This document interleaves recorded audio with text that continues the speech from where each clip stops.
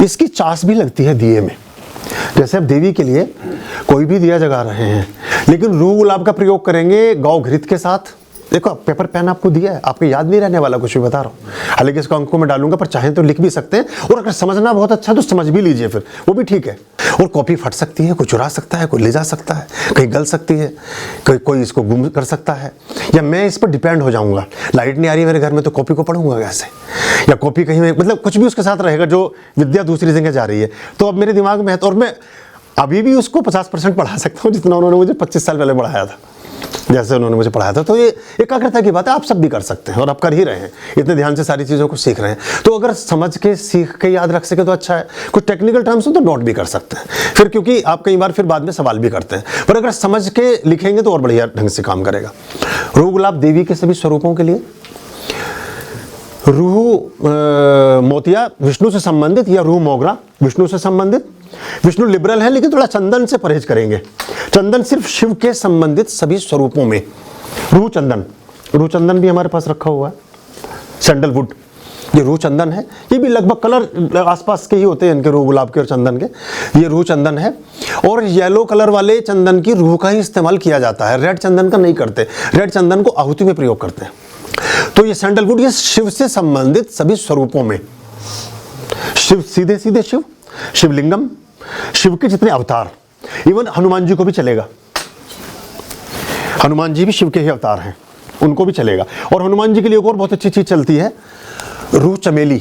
अगर हनुमान जी को के सामने को दीपक जगा रहे हैं, तो हनुमान जी के सम्मुख जो दीपक जगा रहे हैं, गो घृत का दीपक रखेंगे तो अच्छा है। सरसों के तेल का ना जगाएं, या फिर चमेली के तेल का जगा सकते हैं। चमेली का तेल अगर ठीक मिल जाए तो, या फिर आप ऐसा काम कर सकते हैं कि गौ घृत में रूह चमेली डाल दें। रूह चमेली भी हमारे पास रखा है।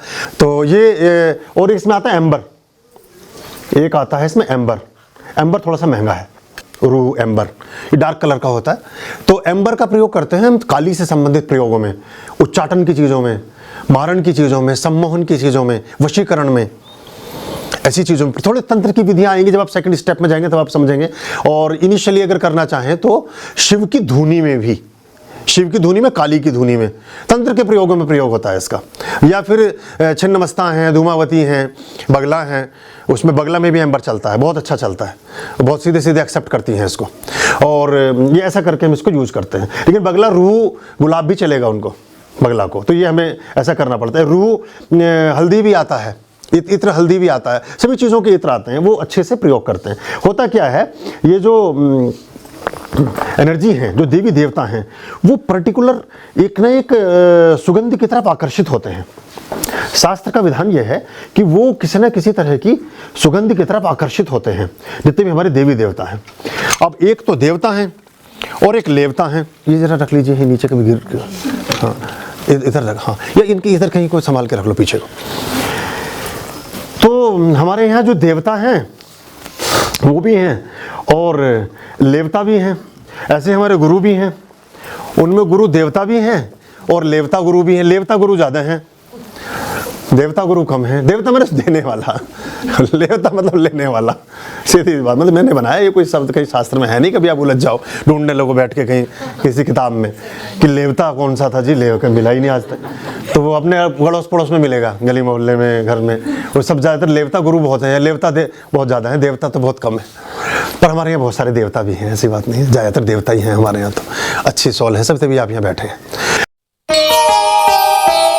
आर्यं शरणं शुभमस्तु, संभव करणं अरमस्तु। आर्यं शरणं शुभमस्तु,